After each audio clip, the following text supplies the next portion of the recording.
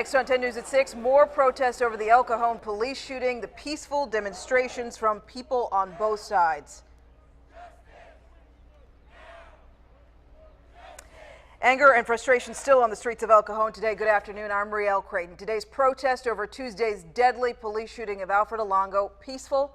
Officers clearing a path for the march. 10 News reporter Joe Little is live with how police and protesters work together to keep that march safe.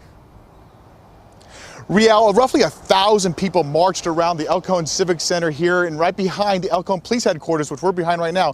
Many of them were holding these Alfred Olango signs. Now, it was a very vocal protest, but at the same time, it was very peaceful. What do we want? Justice! When do we want it? Now! They called for justice and cried out his name. Alfred Olango! Alfred Olango! About 1,000 people marched together, peacefully, around El Cajon Civic Center. It started mid-morning in a nearby park. Black, white, young, and old gathered to hear community and religious leaders speak. And it is time for immediate and urgent action on behalf of these who suffer in our cities. Most called for continued protests, but peaceful protests. It's my town. Cynthia Elkins came to show her support. When I saw the video, I was crying. She never thought it would happen so close to home. It's come here. We've got to fight this. The officers should have taken steps to de-escalate the situation.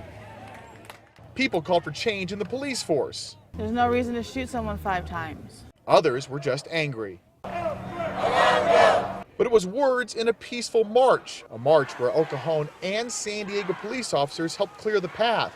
Just as the protesters walked by police headquarters, more than a dozen motorcycle cops started blocking traffic, making sure they were safe.